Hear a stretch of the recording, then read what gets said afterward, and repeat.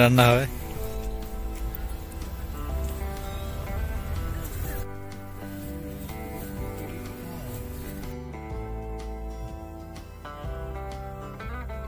Hi friends, life of সদীপের চ্যানেলে তোমাদেরকে আরও একবার স্বাগত। আশা করি তোমরা সকলেই ভালো আছো আর আমরাও ভালো আছি।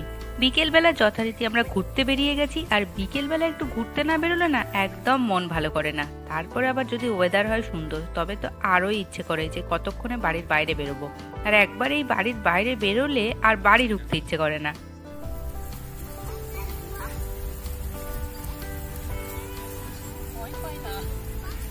তাহলে একটা তুলে নেয় যখন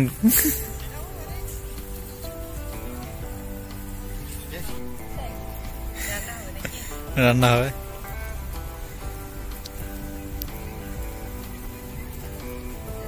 এখানকার হাঁসগুলো মানুষজনকে একদম ভয় পায় না। আর এখানে দেখতে পাচ্ছ একটি ফল, এটা হচ্ছে ব্ল্যাকবেরি। প্রথমে তো সবুজ থাকে, তারপরে লাল, আস্তে আস্তে কালো হয়ে যায়, তখনই কিন্তু এটা খাওয়া যায়। আর এই ব্ল্যাকবেরির সময় হচ্ছে এই সময়টা, এই জুন জুলাই আর কি।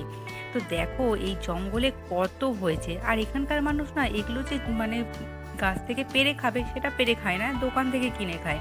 আর দোকানে কিন্তু এই ব্ল্যাকবেরির বেশ ভালো দাম।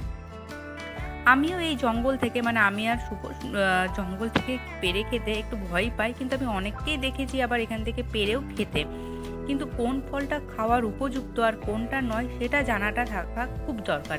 সেটা যেহেতু জানি না, তাই আমি রিস্ক নিতে চাই না। তবে শুভ মাঝে মধ্যে এরকম ফল গাছ থেকে পেড়ে খেয়ে নিত, তবে ওকে অনেক বকাবকির পর আর এখন খায় না। অবশ্য বকাবকিতেও শোনে না কথাগুলো, তখন আমি কাঁদতে শুরু করতাম, দিয়ে এখন আর খায় না, ও বন্ধ করে দিয়েছে। আর এই যে জঙ্গলটা দেখতে পাচ্ছ, এই জঙ্গলটা আমাদের ভীষণ পছন্দের একটা জায়গা। মাঝে মধ্যে এই জঙ্গলে চলে আসি এবং হাঁটাহাঁটি করি। আর এই যে গাছগুলো দেখতে পাচ্ছ, এগুলো ম্যাক্সিমামই চেরি গাছ। এখন তো চেরি ফল নেই আর, কারণ চেরি সিজনটা শেষ হয়ে গেছে। তবে এখানে এত পাখি ডাকে, পাখির আওয়াজ অসম্ভব সুন্দর লাগে জায়গাটায়। আর এখানে বসার জন্য 4-5টা চেয়ারও আছে। তো যখনই একটু ভালো লাগছে না, বোর ফিল হচ্ছে, তখন এখানে এসে পাখির ডাক শুনতে দারুণ লাগে। তারপরে দেখো একটা সাদা জবা ফুলের গাছ। এই জবা ফুলের গাছটা থেকে গত বছরে আমি প্রচুর জবা ফুল তুলে পুজো দিয়েছিলাম। তবে এবার এই জবা ফুলের গাছে ফুলগুলো ফুটতে অনেক দেরি করেছে। আসলে এবার শীতকালটা অনেকটা সময় ছিল, ঠিকমতো গরম পড়ছিল না, তাই হয়তো জবা ফুলগুলো ফুটছিল না। আর দেখো এই সময়তে আরও মজার মজার জিনিস হয়, অনেক মানুষ এখানে ফানুস ওড়ায়। আর এইগুলোও দেখতে কিন্তু ভীষণ সুন্দর লাগে।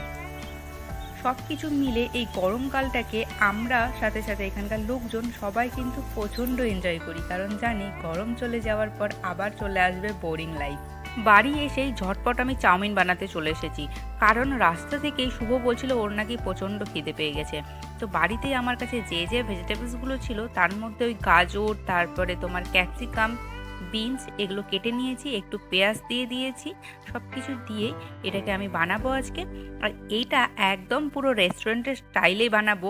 একবার যদি এরকমভাবে চাউমিন বানিয়ে খাও, তাহলে আর রেস্টুরেন্টে যাওয়ার ইচ্ছেই থাকবে না, মনে হবে বাড়িতেই বানিয়ে খাই। অনেকেই বলে দেখবে চাউমিন খেলে, বেশি পাস্তা এসবগুলো খাবারগুলো খেলে নাকি মোটা হয়ে যায়। কিন্তু মোটা হয়ে যায় তখনই যখন ওই চাউমিন বা পাস্তাতে তোমার শুধুমাত্র আলু বা নর্মালি চাউমিন বা পাস্তা বানানো হয়। কিন্তু এতে যদি প্রচুর পরিমাণে ভেজিটেবলস দেওয়া হয়, তাহলে এটা কিন্তু হেলদিও। আর বাড়িতে বানাতে হবে অবশ্যই কম তেলে।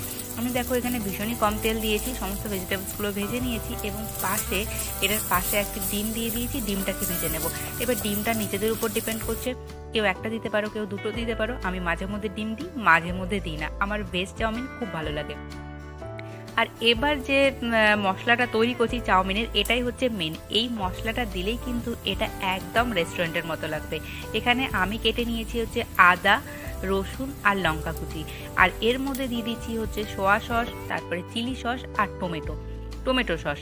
তিনটে দিয়ে খুব ভালো করে এই মশলাটাকে বানিয়ে নেব। এই মশলাটা এবার বানিয়ে নেওয়ার পরে আমি যে ভেজিটেবলস আর ডিমগুলোকে ভেজেছিলাম কড়াইয়ে, ওইখানে দিয়ে খুব ভালো করে নাড়াচাড়া করে নেব, যতক্ষণ না পর্যন্ত ওই আদা রসুনের আর কি কাঁচা গন্ধটা চলে যায়, ততক্ষণ পর্যন্ত।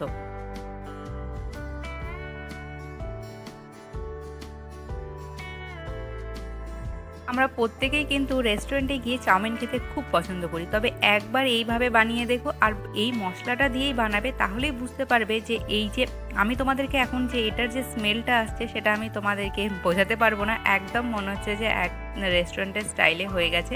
আর এবার আমি এখানে দিয়ে দেবো হচ্ছে যে সেদ্ধ করে রেখেছিলাম চাউমিনগুলো, সেইগুলো। তবে এখানকার চাউমিনে না ওরা অলরেডি ডিম দিয়ে বানায় আর কি চাউমিনগুলো, তার জন্য ডিম আর তেল দিয়ে এতটাই বানায় যেগুলো ভীষণ ঝরঝরে থাকে।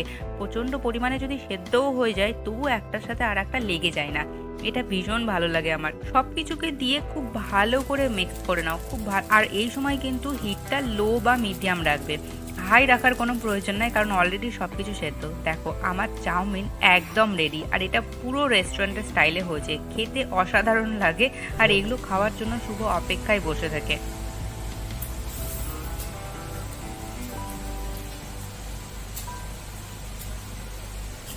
অসাধারণ। তো আমার এই ভিডিওটি তোমাদের আজকে কেমন লাগলো অবশ্যই জানিও। ভালো লাগলে সাবস্ক্রাইব করে আমার পাশে থেকো। দেখা হচ্ছে নতুন আরও একটি ভিডিওতে।